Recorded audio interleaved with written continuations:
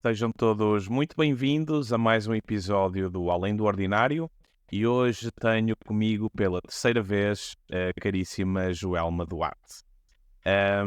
Joelma, existiam muitos temas, muitos assuntos que ainda gostaria de abordar contigo e independentemente se cá vais voltar ou não, este assunto este episódio não poderia deixar de existir. Joelma, eu gostava de começar por perguntar aquilo que te perguntei off record, já ainda há pouco. Será que está cada vez mais difícil as pessoas relacionarem-se entre si? Eu vou te responder aquilo que eu já te disse antes. Eu acho que cada vez mais é como se as pessoas estivessem com comportamentos ou traços autistas, né? É como se as pessoas cada vez mais estivessem fechadas no mundinho dela. E se tu me perguntares o que é que tu achas que tem acontecido ou que leva as pessoas a estarem nessa dinâmica?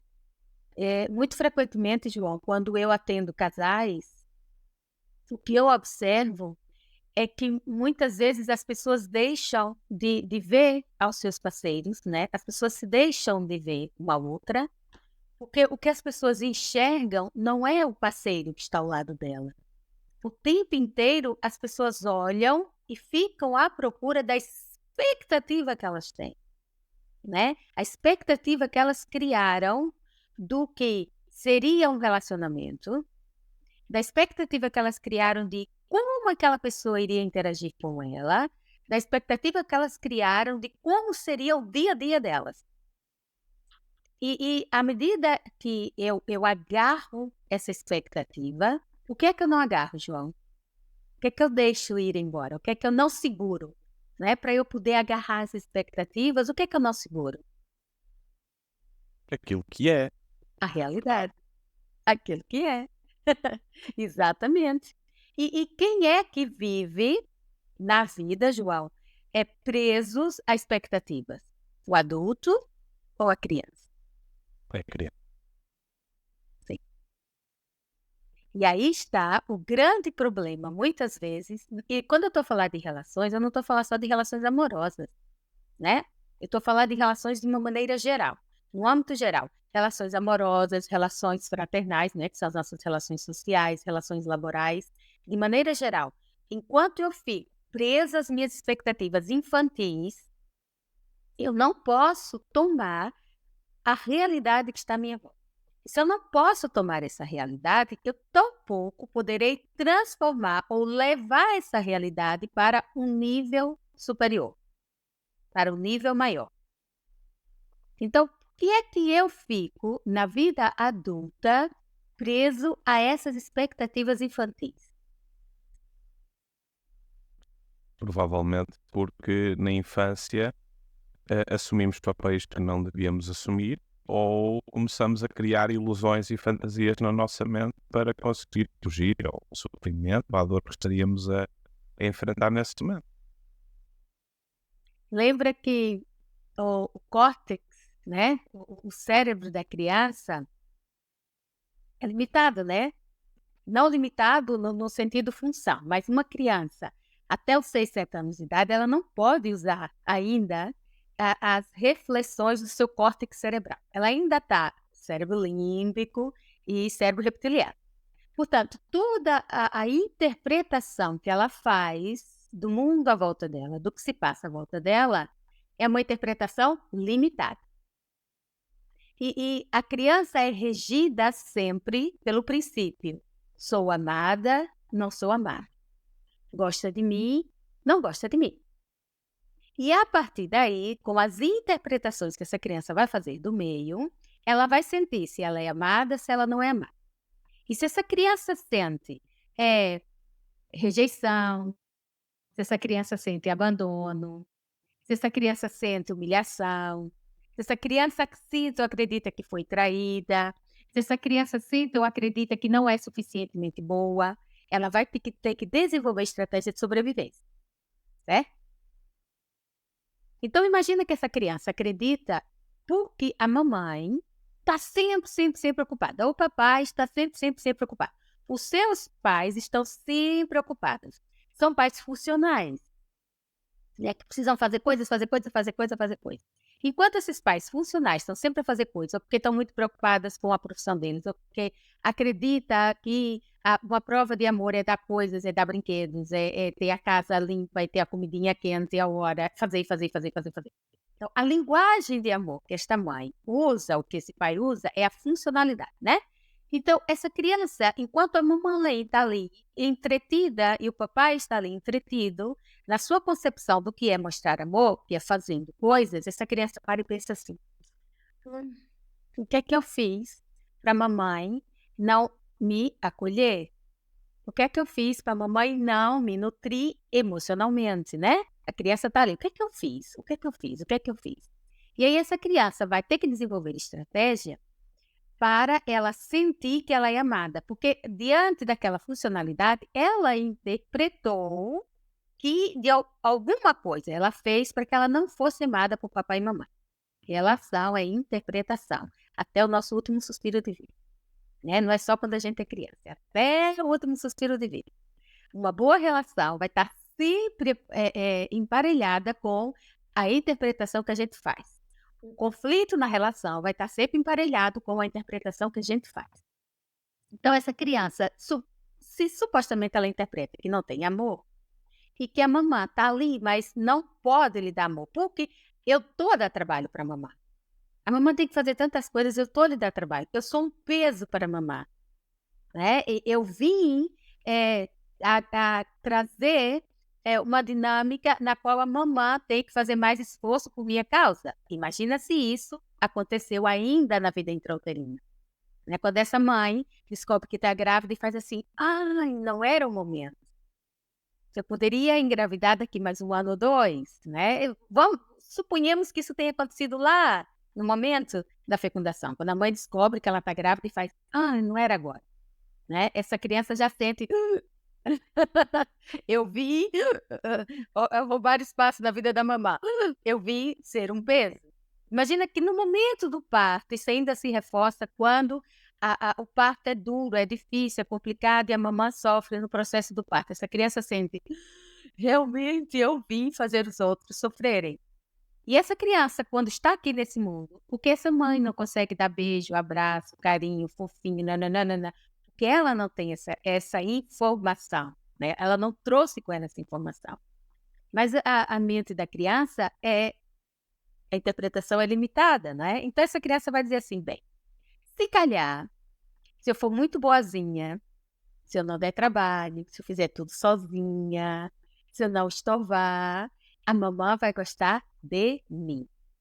E aí essa criança começa a desenvolver estratégias para caber no mundinho do adulto.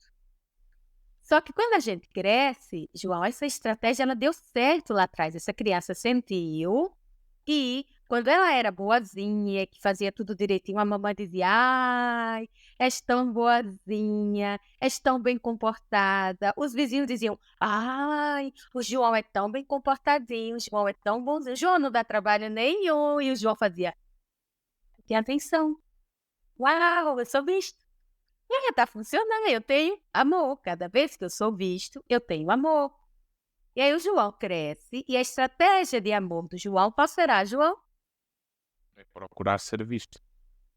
E para ser visto, qual a estratégia que o João vai continuar a adotar? Eu tenho que ser bonzinho e caber no mundo do outro. Isso eu vou ficar mendigando amor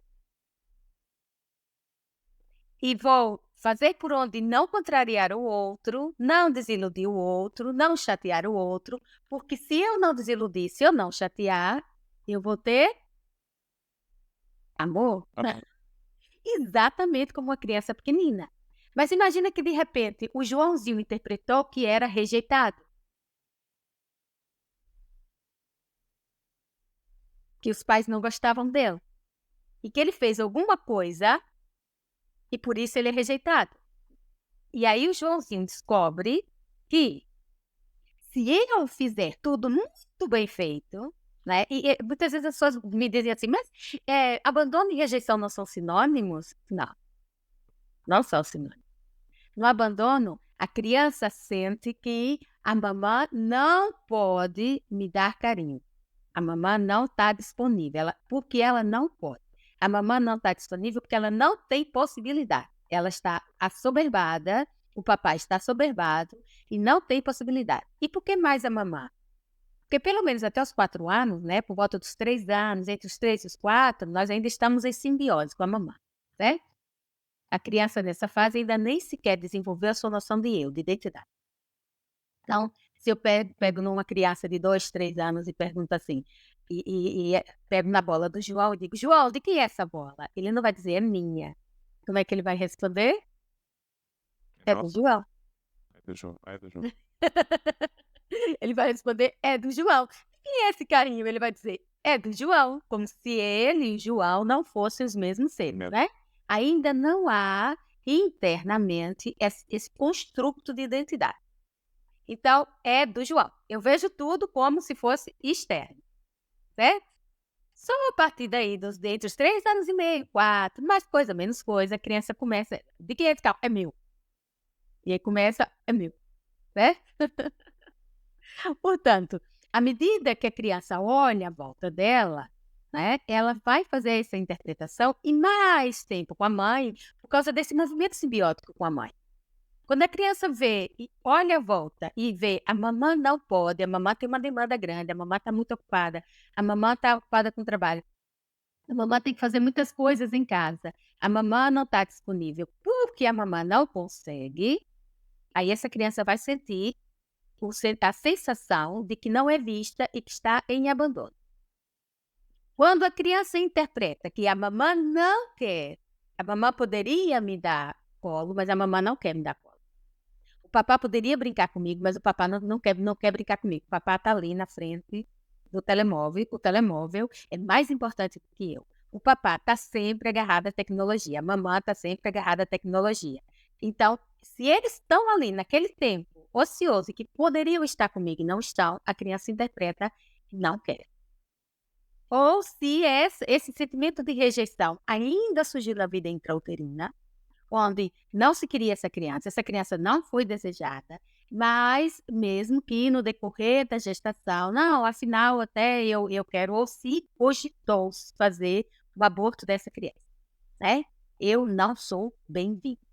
Ou se durante a gestação, cogitou-se a gestação inteira que seria uma menina. E tá lá o João, que sabe que eu não sou a menina que estão à espera. Ou quando descobrirem que eu não sou a Joana, mas que eu sou o João, o que é que vão fazer comigo? Né? Isto, se aconteceu ainda mais atrás, e já vem essa informação de que eu não serei bem-vindo. E para eu ser bem-vindo, não é? Para que eu seja amado, para que eu não seja rejeitado, e aí a estratégia é a perfeição, né? Os perfeccionistas de plantão estão aí, né? Se eu fizer tudo muito bem, se eu for bestial, se eu for fantástico, se eu for exímio, se eu for excelente, quem não vai gostar da excelência? É difícil não gostarem da excelência. Ou muito frequentemente eles adotam a criança adota comportamento desafiador. Vão para a rebeldia. Porque nem que seja quando param para me pôr de castigo, quando param para me bater, quando param para me desaprovar, quando param para me pôr de castigo, naquele lapso temporal, para onde é que vai a atenção toda? Para mim, né? Nem que saiba assim, eu consigo ter atenção. Nem que saiba assim, eu sou vista. E aí, se a gente vive no nosso universo infantil essa interpretação, né? Quando eu vou para a minha vida adulta e vou buscar relações, aí vou buscar relações sociais, vou buscar relações laborais, vou buscar relações amorosas. Quem deveria se relacionar agora, na minha vida adulta, com os outros, deveria ser o meu eu adulto, certo? Exatamente. Só que muitas vezes, mais vezes do que o que deveria, quem fica comandando, não é? As respostas emocionais desse indivíduo não é o seu eu adulto. É o seu eu infantil, é a sua criança interna que fica o tempo inteiro comandando, né? Trazendo as respostas emocionais de acordo com as vivências que ela teve lá atrás. Então imagina se lá atrás a minha criança interpretou que cada vez que punham em causa aquilo que eu fazia, ou que punham em causa as minhas competências, isso era sinônimo de desamor. A criança só compreende, me ama ou não me ama, né? Era sinônimo de desamor. E eu vou para a minha vida adulta, né? Querendo tudo perfeito à minha volta, que tudo fique dentro dos limites do meu controlo, porque estando tudo dentro dos limites do meu controlo, eu vou ter amor ou desamor? Eu vou estar seguro ou inseguro? Então, eu vou para o mundo adulto com esta concepção de amor que a minha criança traz lá de trás. E aí eu busco um parceiro e vou procurar fazer tudo por esse parceiro, né? Quero que a casa tem que estar impecável, tudo que tem que estar impecável, ou seja, eu não estou a olhar para o meu parceiro, eu estou a olhar para a ferida da minha criança.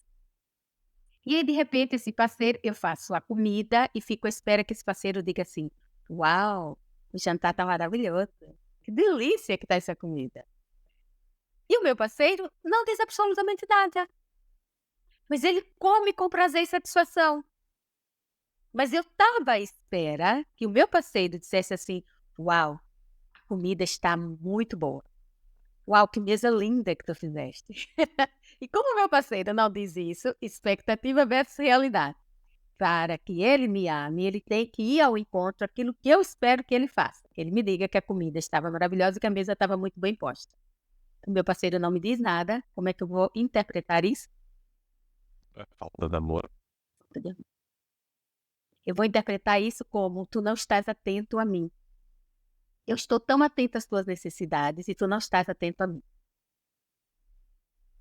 Para mim, na minha infância, faltou tempo de prazer, tempo de convívio com mamãe e papai. Porque mamãe e papai não tinham tempo disponível para mim. E aí a minha criança interna sente que cada vez que alguém não dispõe de tempo suficiente para mim, está a dizer: eu não tenho amor por ti. E aí eu quero muito falar, o meu parceiro, eu chego em casa e quero muito conversar, quero muito falar, quero que o meu parceiro esteja ali atento, como uma criança pequenina, que queria que a mamãe: sim, filha, tá bem, filha, então correu bem na escola, não foi? Ai, mamãe, porque eu fiz isso, fiz aquilo. Pronto, meu bem, tá bem, ai, que bom, correu bem na escola. Mas quando eu chegava em casa e tentava dizer: já estás tu, ai, tu falas tanto, ai, cala-te um bocadinho, ai, é que tu és demais, tu consomes a minha energia. Então, quando eu vou buscar um parceiro, eu fico à espera que ele traga para mim aquela necessidade que não foi atendida da minha criança. E aí eu chego em casa do trabalho e digo assim: ai, porque aconteceu isso, porque aconteceu aquilo, ai, porque eu estou aborrecida, ai, porque eu estou aquilo. E ele faz assim: pá, hoje não. Hoje eu também tenho os meus problemas e hoje eu preciso de silêncio. A luz vermelha acende e o que é que essa pessoa interpreta? Não me gosta de mim. Portanto, muito frequentemente, o que nós vamos projetando, né? Enquanto eu não solto essa expectativa de nutrição das necessidades da minha criança, eu não consigo abrir espaço para o que esse parceiro realmente vai me trazer. E o que é que faz com que haja assim, um equilíbrio na relação? Frequentemente, a expectativa é que ele me dê na mesma intensidade que eu lhe dou. E eu uso muito o exemplo, João. Eu tenho 3 filhos. Um deles precisa de meio prato de sopa e fica compostinho. O filho número 2 precisa de um prato cheio de sopa e fica compostinho. Mas o filho 3 precisa de 2 pratos de sopa. E aí se eu dou só meio prato de sopa para o filho 1 e dou 2 pratos de sopa ao filho 3, eu vou estar a ser justa ou injusta? Justa. Não, porque ele comeu mais. Mas ele comeu consoante a necessidade dele. Não, mas eu dei mais a ele. E Ok. quantos pais que ainda vivem essa dinâmica com os filhos? Se dão 10 € ao filho, tem que dar 10 € aos outros filhos todos, né? E aí eu digo assim: "Não, foi injusto, eu estou a dar demasiado ao 3, eu estou a dar pouco demais ao 1". E aí se eu quiser que todos os filhos comam 2 pratos de sopa, o um que só precisava de meio, vai com tudo para fora. O estômago dele não comporta 2 pratos. O filho 2 vai ficar assim, cheio até em cima, mas com dificuldade de fazer a digestão. O filho 3 vai ficar regalado. Então, quando a gente fica numa relação à espera de que o outro dê exatamente na justa medida do que eu preciso, ou eu fico dando ao outro dentro daquilo que eu concebo que o outro precisa. Eu não vou permitir que o conceito de equidade possa reger essa relação.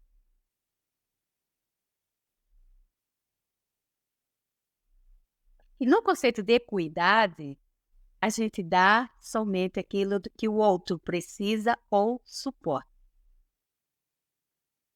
E eu só recebo aquilo que eu realmente preciso ou suporto carregar. Eu não posso dar mais do que o outro precisa. Quando eu faço isso, eu vou oprimir o outro. E isso faz com que muitas vezes nas relações, os casais entrem em dinâmicas onde um fica buscando o seu papá ou a sua mamã no outro. Voltamos de novo às expectativas infantis.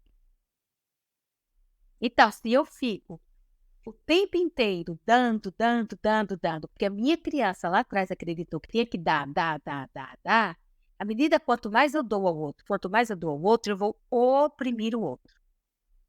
Porque eu vou atuar diante do outro, não como companheira do outro, mas como mãezinha do outro.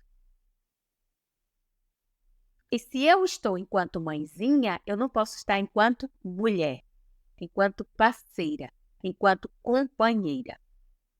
Eu fico infantilizando. Isso é muito comum, principalmente nas mulheres que ocuparam lugares lá atrás na família delas, que não lhes correspondia, que elas fiquem infantilizando os homens. Elas não permitem que o companheiro possa estar na relação de igual para igual.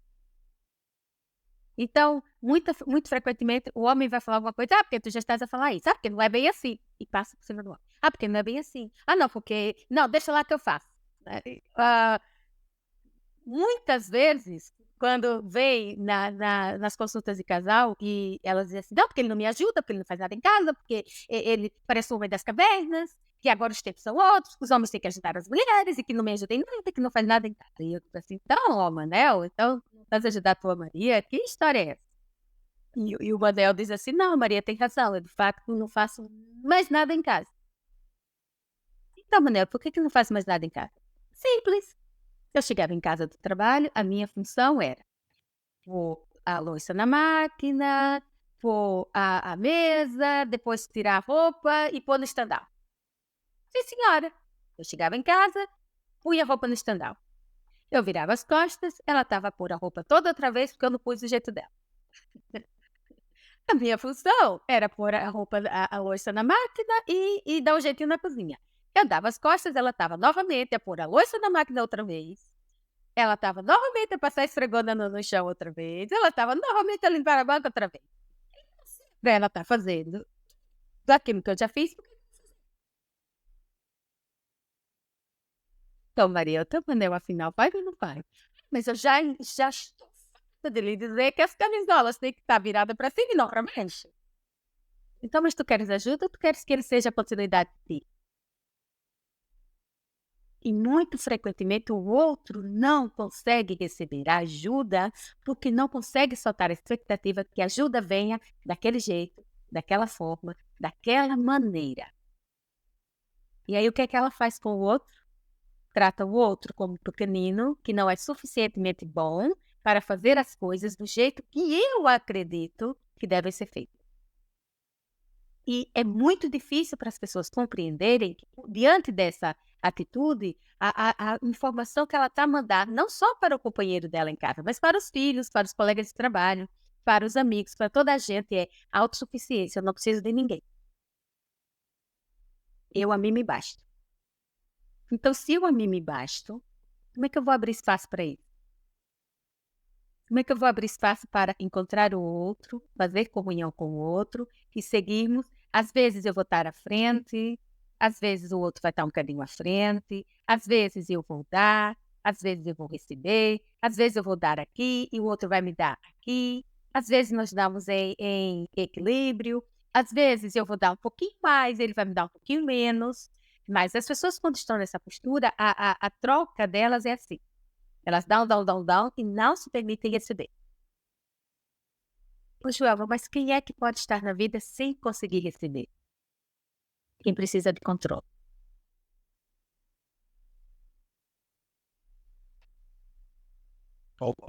Enfim, ao longo de tudo o que estavas aqui a dizer, foram-me surgindo inúmeros comentários para fazer. E um deles quero soltá-lo aqui e é quase em registro de pergunta. Tem sido muito comum ao longo dos anos eu ver homens a queixarem-se que a mulher devia ter aparecido ao mundo com um livro de instruções, mas também tem sido muito comum ver mulheres a queixarem-se que precisavam de entender melhor os homens e como é que eles funcionam. Será que, em boa verdade, nós devíamos era estar focados quando queremos conhecer o outro? Será que devíamos estar focados nas suas feridas, na sua história, para conseguirmos compreender os porquês dos seus comportamentos? Ou isto não faz sentido nenhum? Como eu posso estar numa relação adulta, estando criança no meu mundo interno? É impossível. As crianças não podem ter sexualidade. Deus me livre. Né? As crianças não podem ter um trabalho, que elas assumam a responsabilidade desse trabalho, gere abundância nesse trabalho, consegue gerir o dinheiro que ela produz nesse trabalho e levar esse fruto além, para um outro nível. As crianças não podem fazer isso, pois não? As crianças não podem assumir responsabilidade. As crianças não podem ser. Se eu tenho uma criança comigo e essa criança pega em alguma coisa e deita ao chão, e a mãe poderia ter evitado que isso acontecesse, é uma criança de 2, 3 anos de idade, de quem será a responsabilidade por aquela criança ter partido a minha caneca preferida? Vai ser da criança que não tem consciência de que ao deitar essa caneca ao chão ela vai partir, ou do adulto que não faz o movimento para evitar que essa criança parta a caneca? A responsabilidade será do adulto, certo? Então, se eu ainda estou aí, João, nessa fase, né, da inimputabilidade, né, eu não posso, a responsabilidade daquilo que eu faço não será atribuída a mim. Uma criança que chega de 5, 6 anos, 7 anos de idade, que chega no café e diz assim, quero uma Coca-Cola. E o adulto dar uma Coca-Cola, de quem é a responsabilidade por esses maus hábitos alimentares da criança? É dos pais ou é da criança? Então, imagina que num relacionamento, quer de casal, quer no trabalho, né? O tempo inteiro as pessoas ficam terceirizando, né, a responsabilidade do que acontece com elas ao outro. Ou fica terceirizando que o sucesso venha ter com elas por intermédio do outro. Então, porque tu me disseste isso, isso e isso, e eu fiquei muitíssimo ofendida com isso que tu me disseste. E eu não quero falar para ti porque eu disse que tu me disseste. Peraí, tudo é no nosso mundo interno. Não é? Se alguém diz-me algo e que esse algo ressoa em mim, e eu assumo a responsabilidade de dizer assim, bem, a Maria chegou para mim e disse que frequentemente eu não cumpro com o meu compromisso, eu não cumpro com a minha palavra. Né? Se eu estou como adulta, eu vou dizer assim, bem, mas peraí, deixa-me ver com que frequência realmente eu faço isso. E vou para dentro. E vou buscar as respostas aqui dentro. E eu digo assim, a Maria tem razão. Muitas vezes eu digo que chego, por exemplo, às 10 só chego às 11. Muitas vezes eu digo que vou em cima da hora, eu desmarco o compromisso e não apareço. Né? Muitas vezes eu digo à pessoa, gosto muito de ti, vou tentando criar laços e a mínima coisa que a pessoa me faz, eu vou me embora. Sim, realmente. E não tenho assumido com a minha palavra. Eu não tenho assumido com aquilo que eu levo para o outro. Mas, se a Maria me diz isso, e eu, como adulto, digo assim: não, não reconheço isso. De todo, não. Acho que se calhar a Maria está a projetar em mim as necessidades não atendidas da mãe dela ou do pai dela para com ela, e ela criou uma expectativa que eu estivesse com ela todos os dias da semana, e eu só posso estar com ela um dia por semana, e a Maria não consegue tomar essa minha doação de um dia por semana, e está à espera de 7 dias, e por isso a Maria está a projetar em mim de que eu não assumo um compromisso com ela. Isto é uma postura o meu eu adulto a olhar para mim. Se eu estou com o meu eu criança a comandar o meu eu adulto, o que é que eu vou fazer? Totalmente oposto. O conflito está lá, certo? Eu não vou trazer resolução do problema. Sempre que eu não consigo trazer resolução do problema, que eu fico, e principalmente, João, que eu interpreto o conflito como algo agressivo, como algo mau, como algo que machuca, como algo que fere, eu não vou trazer resolução de problema. Porque o conflito é simplesmente uma oportunidade de eu olhar para outro ponto de vista. O conflito é a oportunidade de eu olhar para o outro ângulo da mesma situação. Então, João diz, essa maçã é vermelha. E eu digo, não, essa maçã é verde. Espera aí, mas por que razão? Eu estou a olhar para essa maçã e estou vendo ela vermelha, e o João olha para ela e vê verde. O que é que está a influenciar aqui que esta maçã possa estar a ser vista em diferentes ângulos? E quando a gente, enquanto adulto, a gente diz assim, João, mas por que razão tu estás a me dizer que essa maçã é verde? E, João, por que razão tu estás a me dizer que essa maçã é vermelha? Quando a gente se junta, naquele momento, a gente está a tentar encontrar um ponto em comum. Mas, muito frequentemente, as pessoas diante do conflito, elas interpretam que estão a ser ameaçadas. E quando a gente, diante de um conflito, João, é muito importante as pessoas compreenderem que, diante de um conflito numa relação, quer seja laboral, quer seja uma relação familiar, quer seja uma relação amorosa, as pessoas diante do conflito ficam o tempo inteiro à procura da solução que seja bom para toda a gente. Que toda a gente fique contente, que toda a gente fique feliz, que toda a gente fique bem, como a publicidade do leite, que a família toda senta-se à mesa, toda feliz e radiante, sorridente e felizes para sempre. Né? E não vai rolar, não vai acontecer. Portanto, somos todos diferentes e todos temos a nossa própria forma de interpretar a realidade à nossa volta. E se nunca vamos conseguir que todos vejam exatamente no mesmo prisma, enquanto as pessoas não compreendem que só se vai conseguir resolver um conflito quando a gente tenta encontrar uma relação menos ruim, uma solução menos ruim, menos prejudicial. Então, para mim, menos ruim é tomar um prato e meio de sopa, ao invés de tomar 2. E para mim é menos ruim tomar um pouquinho mais do que meio prato de sopa. Ao invés de todos tomarem 2 pratos de sopa. Vamos encontrar uma solução um bocadinho menos ruim. Vamos uma solução que seja um bocadinho mais ajustada para todos. Onde eu posso abrir mão um bocadinho da necessidade de que a minha mãe venha para a minha casa todos os dias, e eu posso dizer, mãe, para mim é menos ruim, é menos aborrecido, é menos trabalhoso se eu ligar contigo 2 vezes por semana. E a mãe diz, não, mas eu quero que tu ligues para mim todos os dias à noite.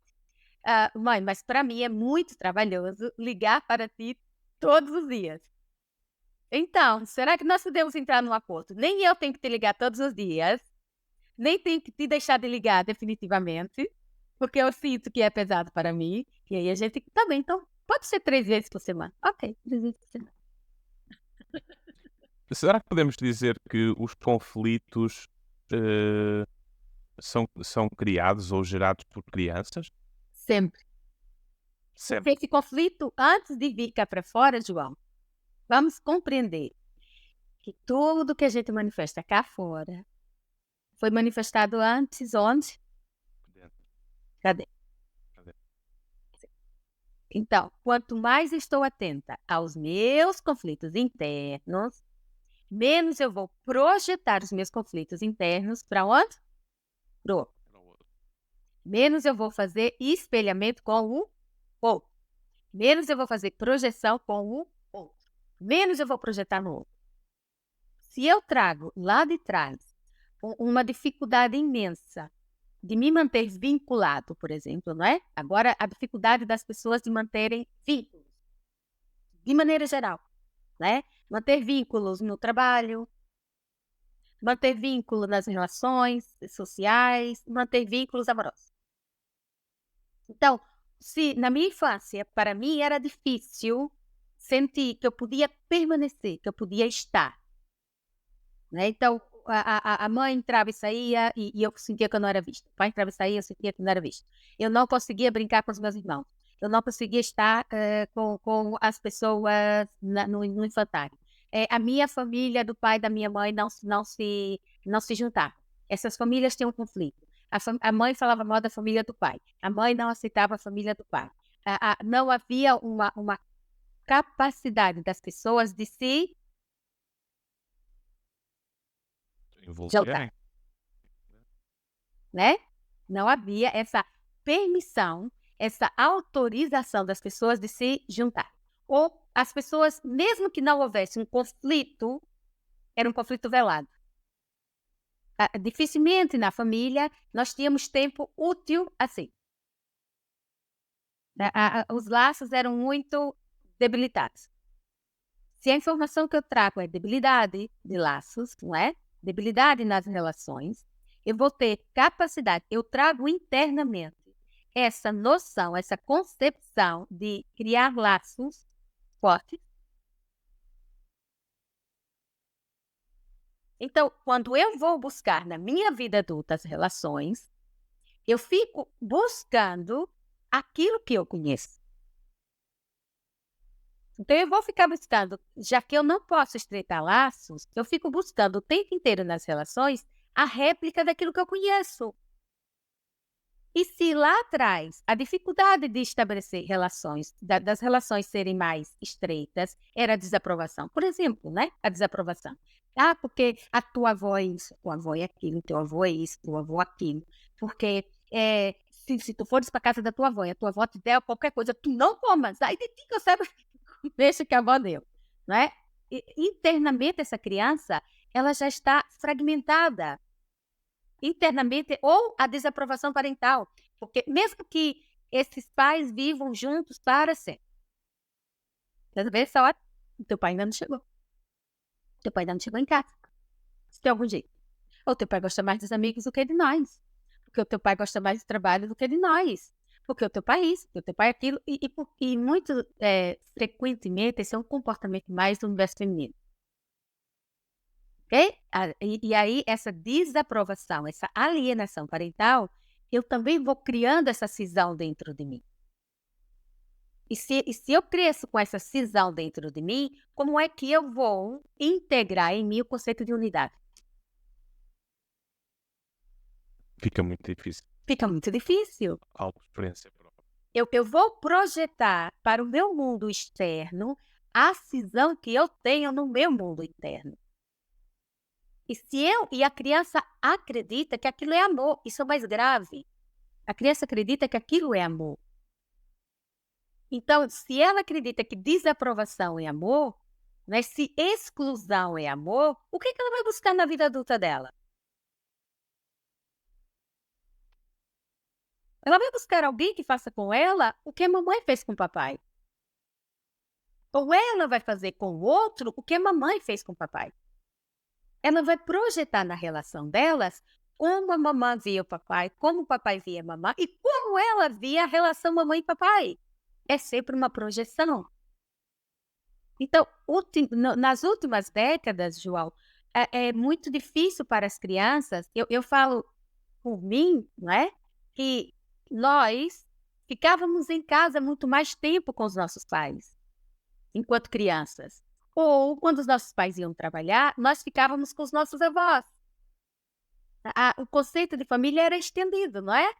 O nosso microsistema era mais largo, era mais estendido. A gente chegava em casa e ia brincar na rua com os coleguinhas da rua. A gente chegava em casa, eu lembro-me ainda na escola primária que o sítio do Pica-Pau Amarelo dava ao meio-dia. E o almoço em casa dos meus pais era entre o meio-dia e meio, no mais tardar 1 da tarde, porque depois a malta que estudava à tarde já tinha que ter almoçado para ir para a escola. Então eu saía da escola por volta das 11h30 e eu saía correndo, descia correndo para poder chegar em casa, tirar o uniforme, guardar os livros, para poder sentar na televisão e ainda ver um bocadinho do sítio do Pica-Pau Amarelo. Depois os meus irmãos iam para a escola e eu ia fazer os TPCs, a correr, porque depois que eu fizesse os TPCs, eu ia brincar na rua até às 6, 7 horas da tarde. E aí depois era hora de voltar para casa, quando a gente via que o sol se punha, era hora de voltar para casa porque a gente tinha que tomar banho, os outros irmãos chegavam em casa, tínhamos que tomar banho e estar prontos para o jantar. Portanto, o nosso conceito de relação era muito alargado. A gente ia brincar na casa da Maria, da Joana, do Luiz, do Pedro, do Rui, e a gente se encontrava todos na rua, depois a gente jantava e ia brincar mais um bocadinho na rua para depois ir para casa. Certo? Então, a nossa concepção de laços era muito estendida. Agora, como é que as crianças fazem?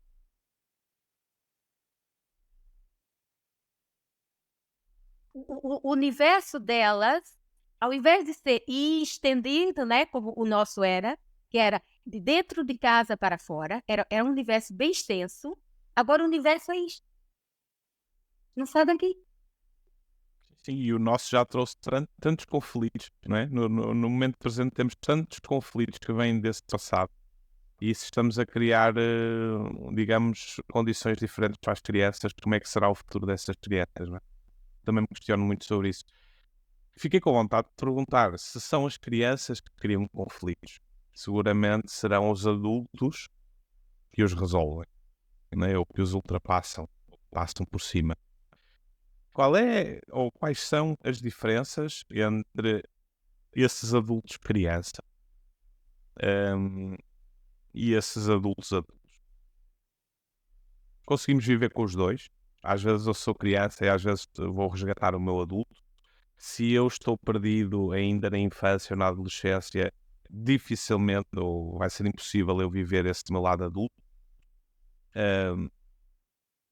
Como é que se processa esta dinâmica? Porque a sensação que eu tenho é, ok, nós chegamos à terapia, em criança, em conflito, a não sabermos lidar com o conflito e depois desse período de transformação, nós já sabemos lidar com esse conflito ou até o conflito desapareceu.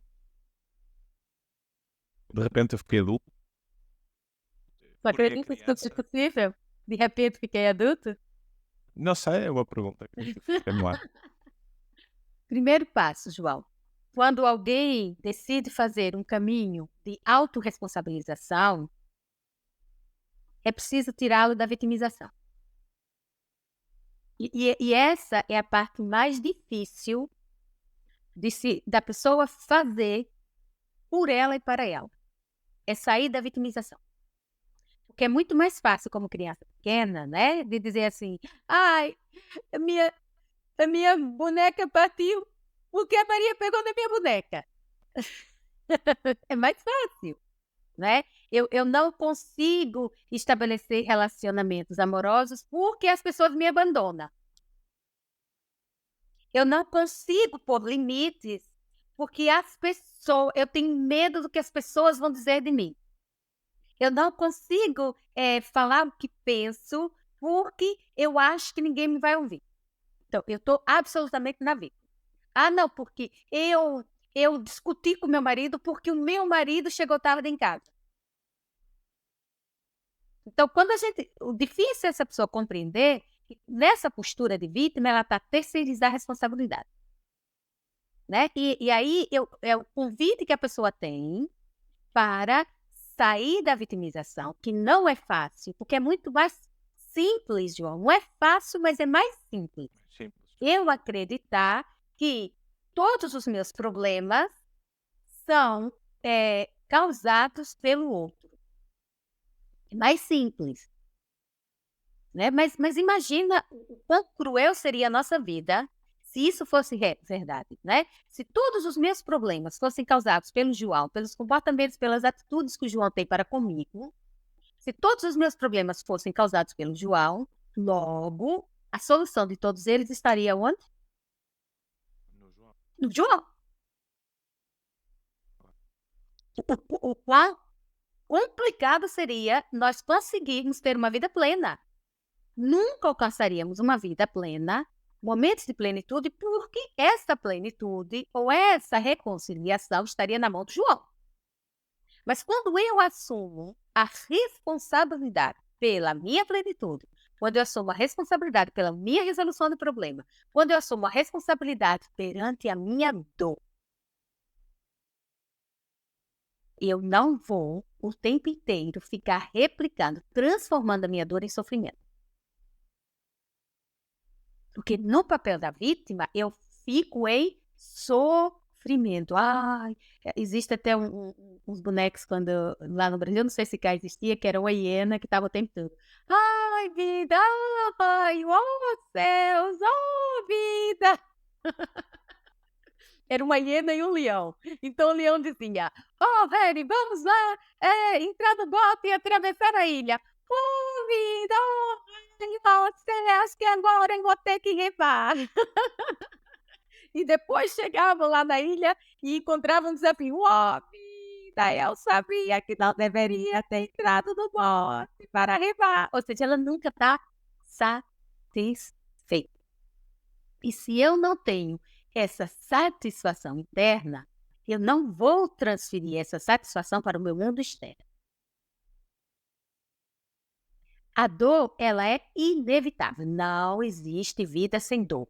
Ponto. Não podemos evitar que os nossos filhos passem por situações dolorosas. Ponto.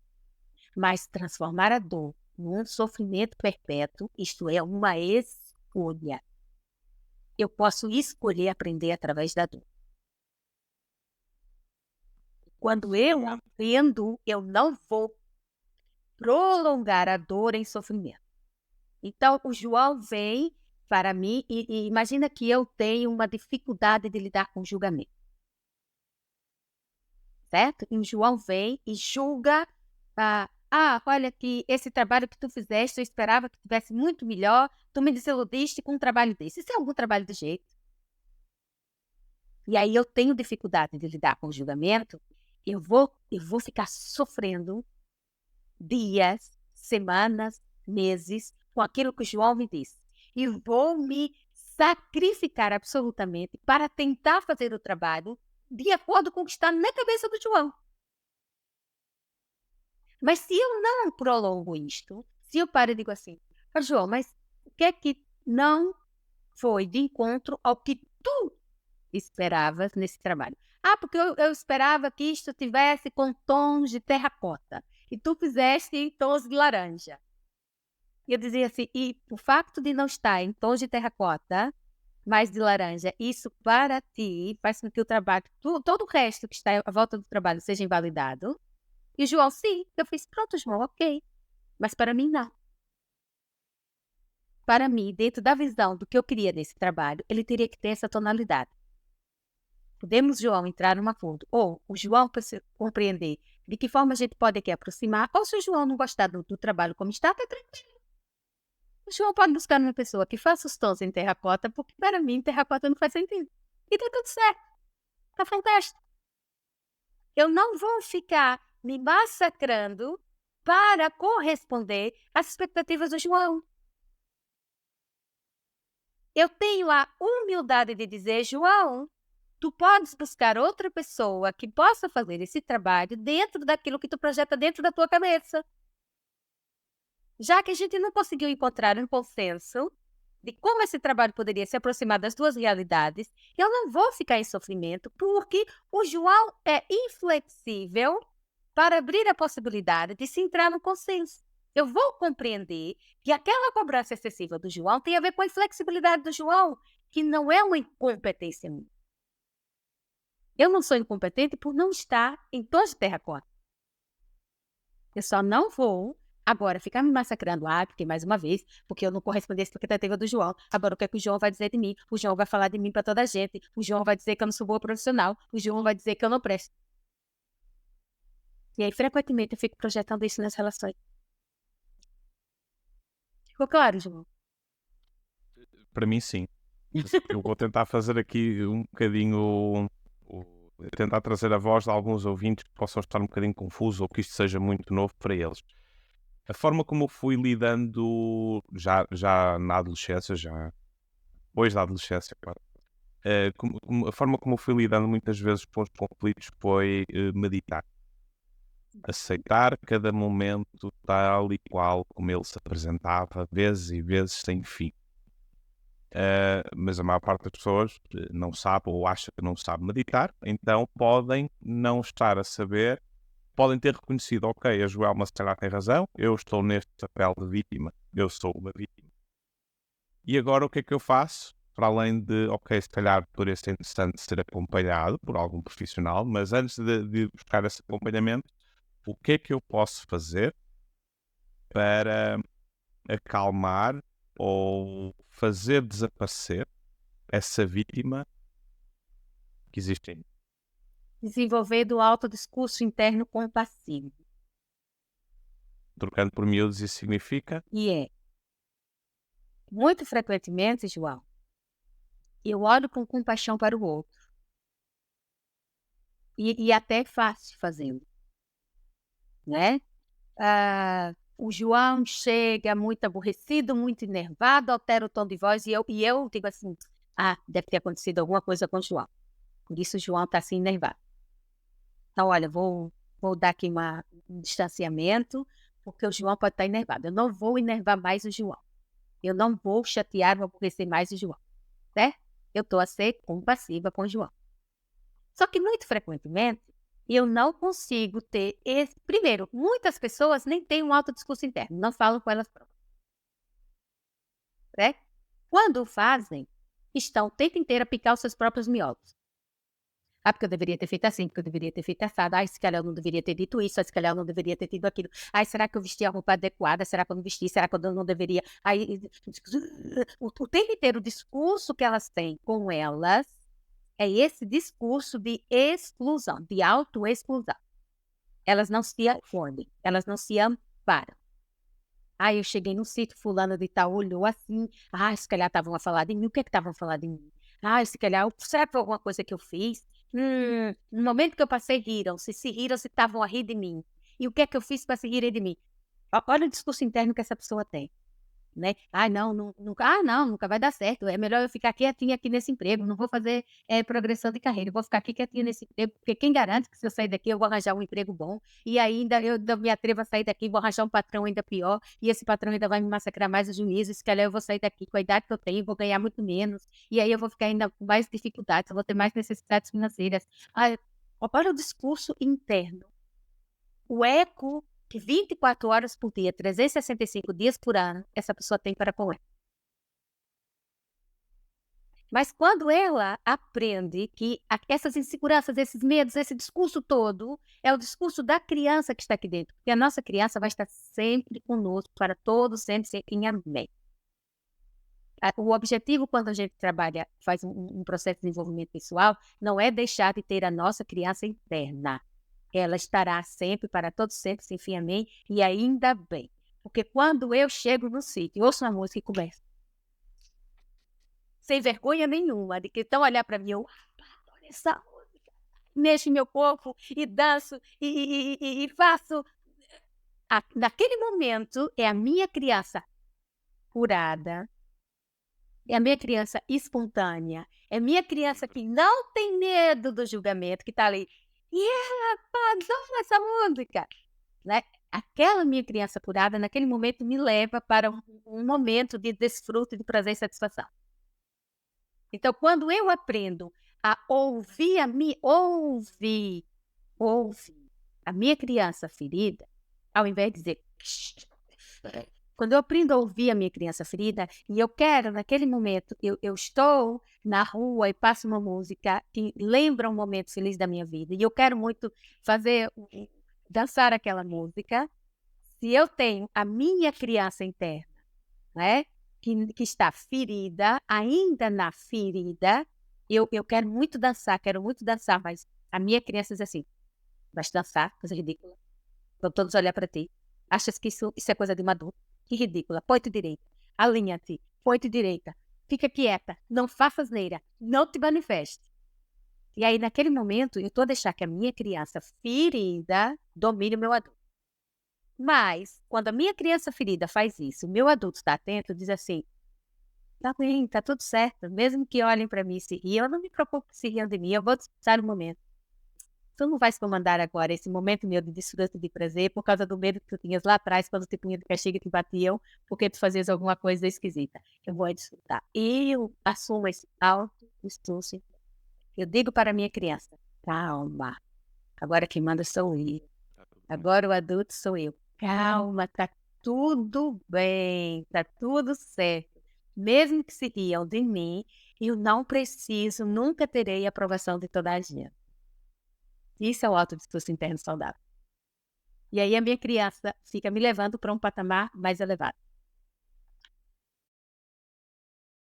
Por que é que veio esta pergunta? Porque existem homens e mulheres que têm um discurso destrutivo para consigo próprios. Isto tudo que estiveste a falar, as pessoas julgam-me, eu não sou bom o suficiente.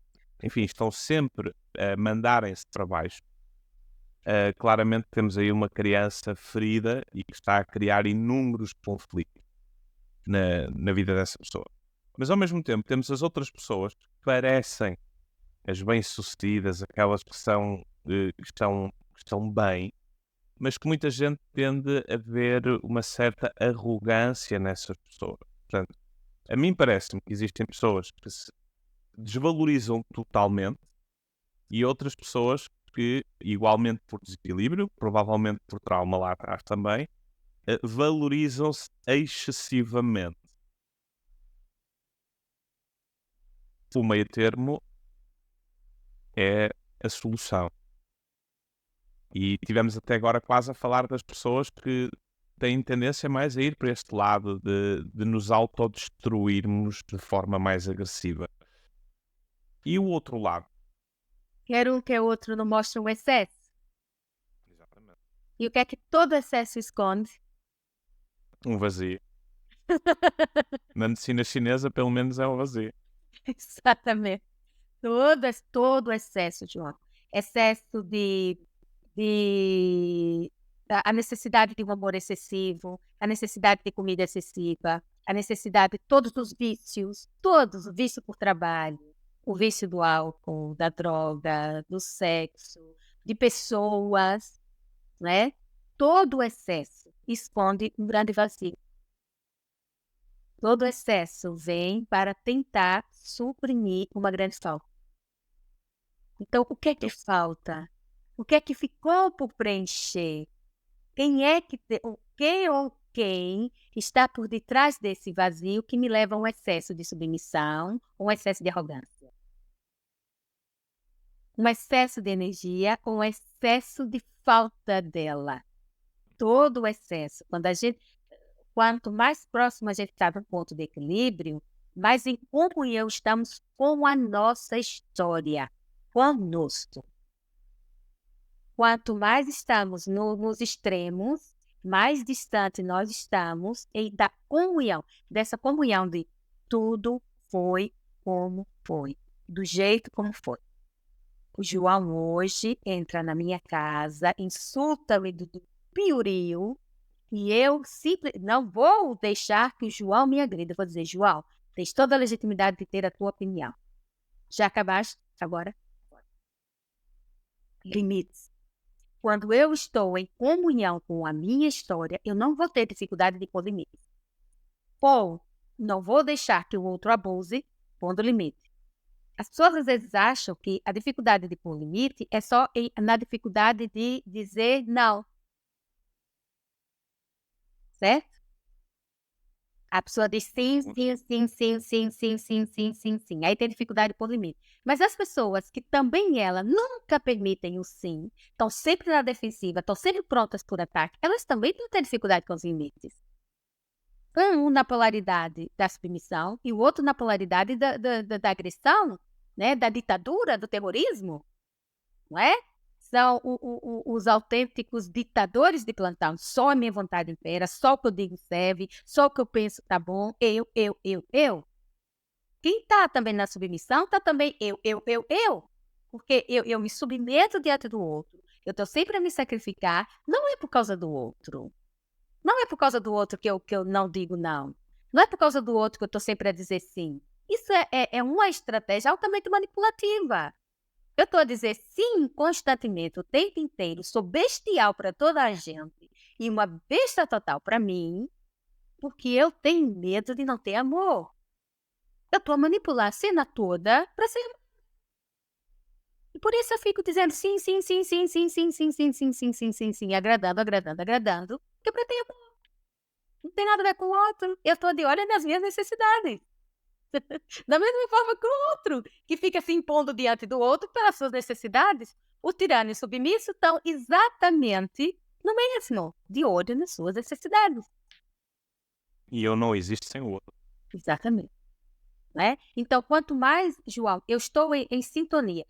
É muito curioso quando nós falamos de polaridade, né? Aqui hoje nós falamos muitas vezes da questão da polaridade.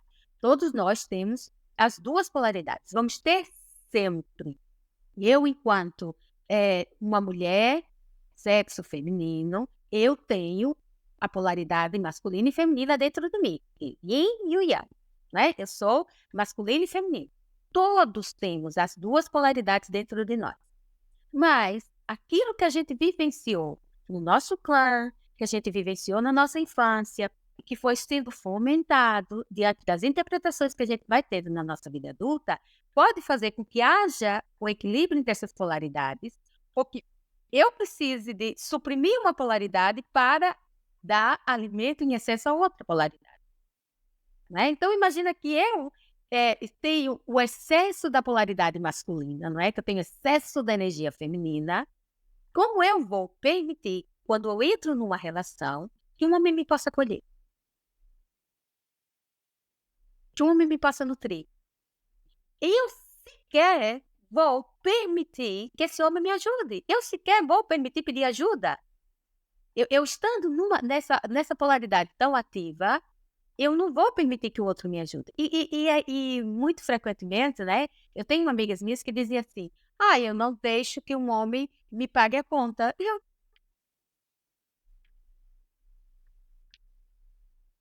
Quando a gente vai jantar por vezes, e eu te digo assim, Maria, deixa que hoje pago eu a conta. O que é que tu me dizes? Mas... E eu digo, não, da outra vez tu me pagaste a conta, hoje pago eu. Tu não aceitas? Aceita, que tem como não. Não, porque aí é diferente, eu não vou me submeter ao homem. E antes dele ser um homem, ele é um ser humano igual a mim.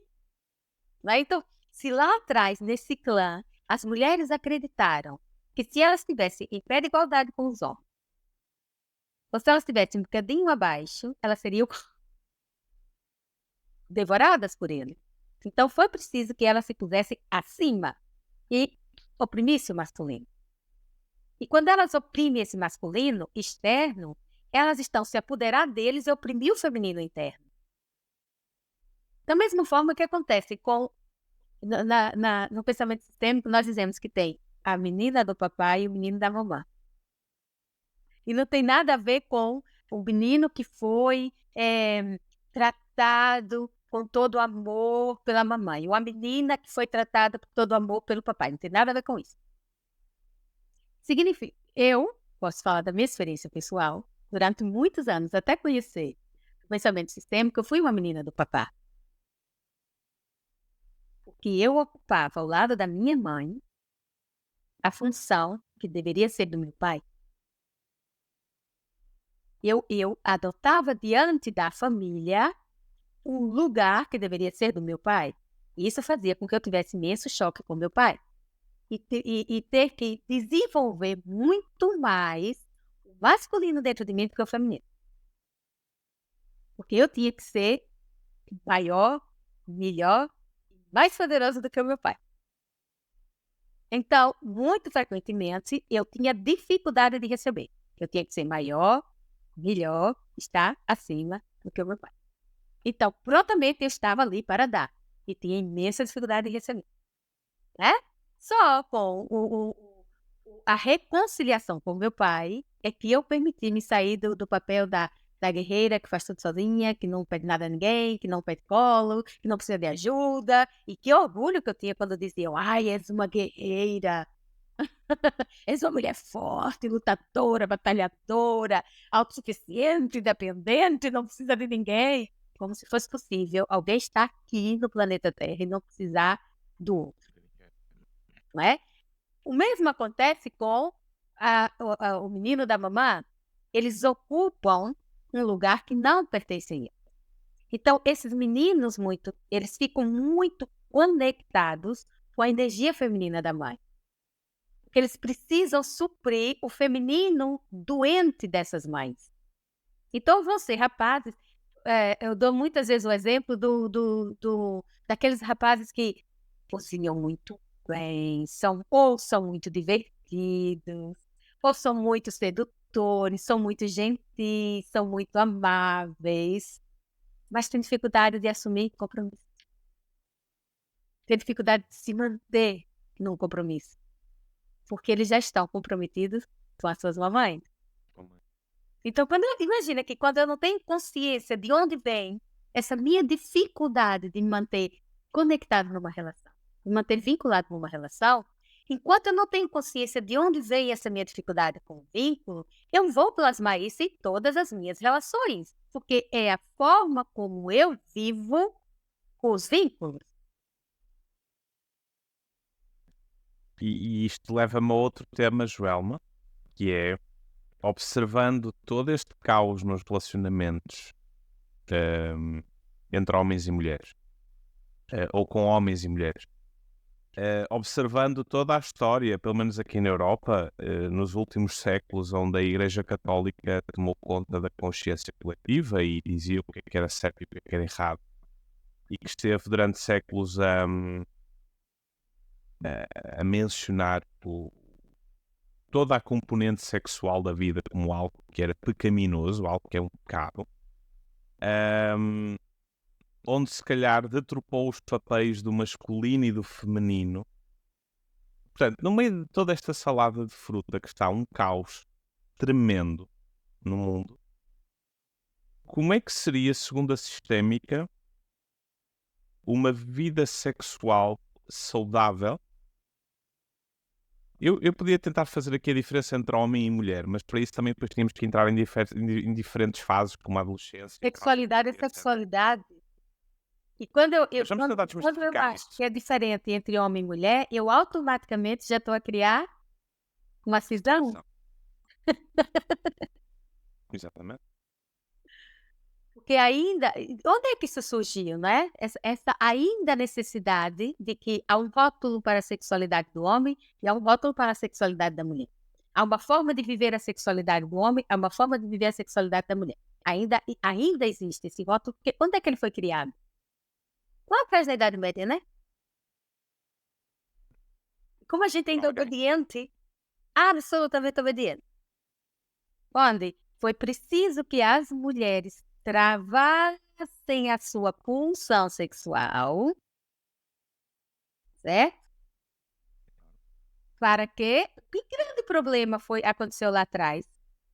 A dificuldade com a natalidade. Havia muita gente, não havia mais espaço para tanta gente. Precisava travar a natalidade. E como é que se trava a natalidade? Travando a sexualidade. Certo? Então, aos homens e às mulheres foi incutido o medo. E esse medo foi muito mais fomentado no feminino, porque é o feminino quem transportava a vida.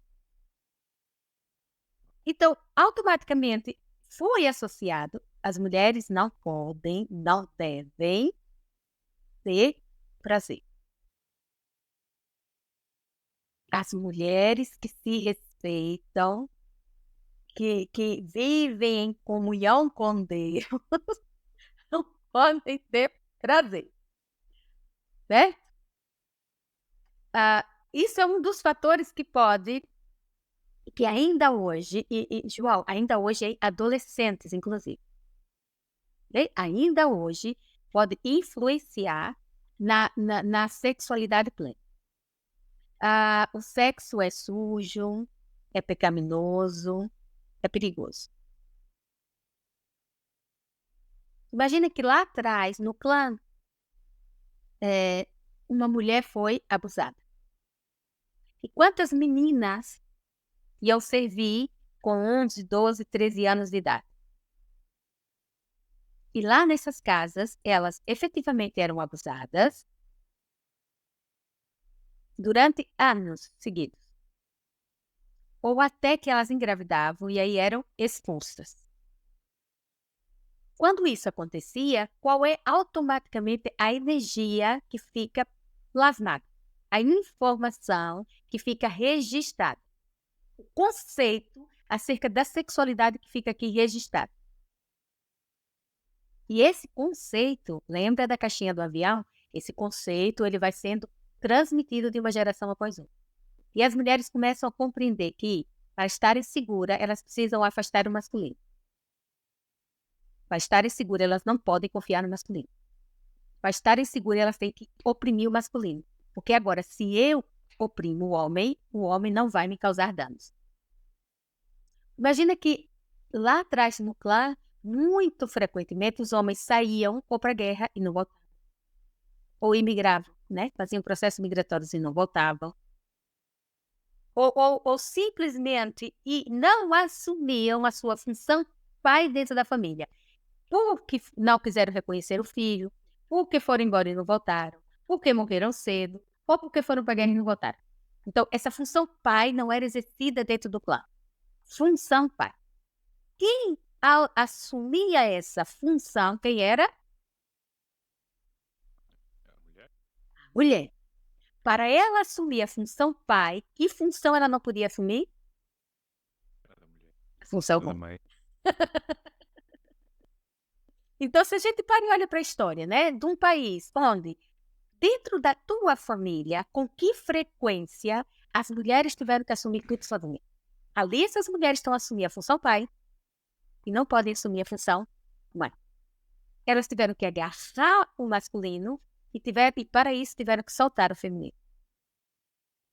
E são gerações e gerações e gerações de mulheres que vão replicando esse padrão, onde os homens precisam estar fora, os homens precisam estar ausentes, os homens têm que ser fracos, para que elas continuem a exercer a função pai. Do domínio. E aí, como é que vai haver equilíbrio na sexualidade? Se a minha energia está em desequilíbrio. Né? E eu digo muitas vezes, até quando nós vamos acreditar que, de fato, Deus, o divino, o nome que se queira dar, realmente não queria que as mulheres e os homens tivessem igualdade no que toca à satisfação com a sua sexualidade? Nós, inclusive, temos um órgão que só serve para isso. Não tem nenhuma outra função. Né? E, além disso, João, existem duas energias extremamente poderosas no planeta. É dinheiro Certo. E sexualidade. São as duas energias, dinheiro e sexo. O sexo. Por que essas duas energias estão em consonância? Porque essas duas energias exercem uma função similar. Gerar vida. Coisas novas. Gerar vida. Vida através dos meus projetos, não é? O João, para fazer o que está a fazer agora, teve que ter abundância financeira para chegar onde chegou. E levar esse fruto para outros lugares. Certo? As duas energias. Então, imagina as pessoas que dizem assim, eu não preciso do dinheiro para nada. Eu era uma dessas pessoas. Eu estou a fazer conexão com a vida ou com a morte? Com a morte. Completamente. Eu não preciso de sexo para nada. Eu não precisava. Se meu marido nunca me procurasse, era uma bênção. Eu estou Com a morte mesmo. Eu não estou conectada, eu não estou na vida com o movimento de gerar vida. E quando eu falo de gerar vida, eu não estou falando só de crianças, né? A energia sexual é a energia de criação, né? É a energia da criatividade, da criação, da projeção daquilo que eu tenho cá para fora. Então, se eu mato ou estagno essa energia, eu estou estagnar a minha pulsão de vida, a minha capacidade de pegar nos meus objetivos, independentemente se eu uso essa energia para gerar criancinhas ou não, é uma energia que eu não vou deixar estagnar. É uma energia vital. Últimas palavras do episódio de hoje. Eu vou ter que te convidar mais vezes, porque surgem-me sempre inúmeros temas. Depois de todos estes temas que abordamos estes 3 episódios, seguramente vão existir aqui ouvintes que nunca fizeram terapia, nunca entraram em processos terapêuticos, nem sequer nunca imaginaram que se calhar podia ser interessante experimentarem algumas coisas diferentes. Mas seguramente essas pessoas reconheceram nestes 3 episódios que, ok, isto na minha vida eu melhorava um pouquinho, ou isto eu não estou contente. Isto de facto sempre aconteceu assim, eu achava que era normal e afinal de contas não é normal. Que conselhos podes dar a essas pessoas para começarem a resolver a sua vida? Não sei se isto ainda se pode dizer hoje em dia. Não existe uma vida resolvida, não existe um ponto final. Mas para as pessoas começarem a endireitar a sua vida, o que é que achas que elas precisam? O primeiro ponto, João, o ponto de partida é parar de acusar o outro por aquilo que eu sinto. E para eu parar de acusar o outro por aquilo que eu sinto, por o lugar onde eu estou na vida, por aquilo que eu faço na vida, não é? Isso em todas as áreas, né? Vamos estender isso não só para o meu relacionamento com a minha mãe, com o meu pai, com os meus irmãos, com o meu parceiro sexual ou com o meu companheiro de vida, mas também vamos estender isso para a forma como eu vivo a minha profissão, a forma como eu vivo o meu sucesso, a forma como eu vivo a minha satisfação diante do meu sacro ofício, que é o meu trabalho. Quando eu compreendo que a forma como inconsciente, não é? A forma inconsciente que eu olho para mim, para a minha história, é exatamente a mesma forma como eu vou olhar. Ainda ontem, é curioso que eu fui para 2 cafés distintos, né? Fui tomar o pequeno almoço num sítio e depois eu fui tomar um café em outro sítio. Então, num sítio, o atendente quase não olhou para nós. Era uma má vontade de alistar, que era uma coisa louca. No dia anterior, eu tinha apanhado um Uber e esta pessoa do Uber falou mal o tempo inteiro das pessoas. Entretanto, no sítio onde eu tomei o pequeno almoço, mal chegamos, a rapariga disse assim: pode sentar já aqui, não se preocupe, que eu já venho limpar a mesa. Olha, limpou a mesa, anotou os nossos pedidos, mudamos de ideia nos pedidos. Ela: não se preocupe, não tem mal, não tem mal, não tem mal. Eu troco. Vocês têm que estar satisfeitos com o que vocês vão comer, senão vocês vão tomar um pequeno almocinho. Tem que estar contente com o pequeno almocinho, não. Ou seja, quando a gente para e observa, o que é que os 2 exemplos anteriores têm a ver com essa pergunta que o João me fez, o que é que o exemplo da rapariga que estava ali tão prestativa tem a ver com isso?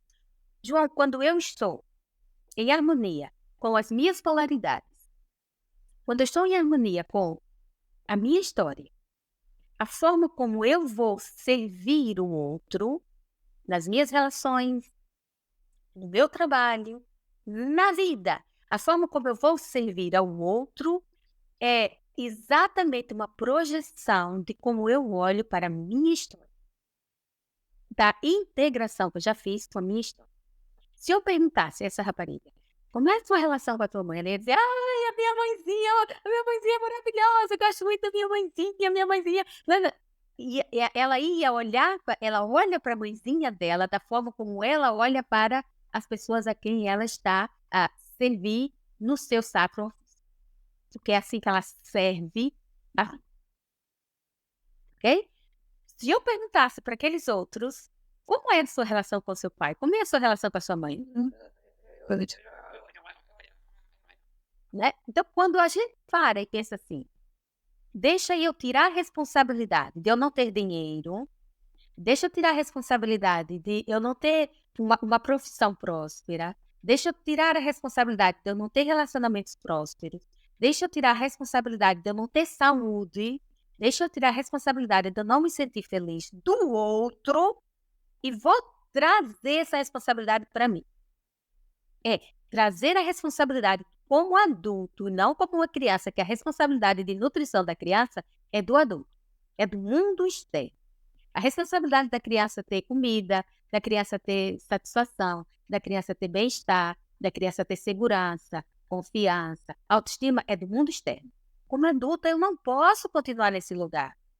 Como adulta, eu tenho que trazer para mim a responsabilidade de ter o que eu quero. E se eu quero ter paz, eu não vou esperar que o outro me dê paz. Eu tenho que, como adulto, olhar o que eu vivo, o que eu não devo mais viver, que tira a minha paz.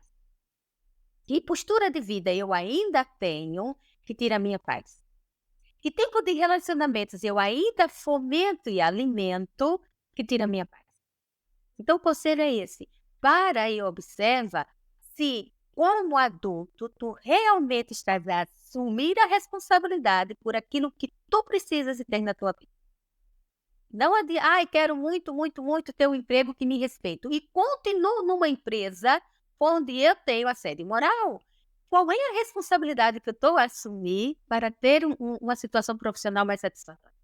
Né? Então, onde eu estou diante da vida como um adulto que assume que a responsabilidade do que acontece comigo é minha, ou eu ainda estou a terceirizar essa responsabilidade como uma criança? E se for como uma criança, aconselha-se a pedir ajuda. Obviamente. Já se E é conseguir ver difícil a como gente adulto, fazer esse trabalho sozinha, porque a criança mina. claro, e está no controle há muito tempo. Exatamente, ela mina, ela está no controle. Já conhece os truques. Joelma, 1h20. Muitíssimo obrigado por este episódio. Vou pensar em mais temas que eu acho que é muitíssimo importante, muitíssimo agradável ouvirmos a voz da Sistémica e ouvirmos a voz da Joelma, que vem sempre com um tom de brincadeira, de leveza muitíssimo agradável, porque estes temas são naturalmente difíceis, naturalmente pesados ou delicados, e tu consegues trazer isto com uma leveza incrível. Portanto, eu vou ficar aqui no meu backstage a pensar em mais assuntos. Vou trazer outros convidados para também lhes dar voz, mas seguramente vamos continuar a conversa e vou querer convidar-te mais vezes aqui ao Além do Ordinário. E que bom que assim seja. A minha criança, que está ao serviço da vida, agradece. E não a minha criança que está ferida, tem que transformar para outra responsabilidade. Ela agradece. Ok? Acho que uma das coisas que também me motivou foi essa criança que quer fazer barulho, quer pôr outras crianças a falarem cá para fora coisas que são importantes e que já foram esquecidas pela maioria das crianças que andam aqui no mundo. Joelma, muitíssimo obrigado Eu pelo que teu agradeço, contributo até João. agora. Sei que está tudo a correr bem, mas o meu desejo é que as coisas ainda corram melhor daqui para a frente. Que assim seja. Ok? Que assim Um abracinho muito grande. Bem haja a todos, João. Um abraço já. grande e obrigada mais uma vez. Ao João e a todos que estão a acompanhar. Muito obrigada. Um abraço grande. Um abraço grande.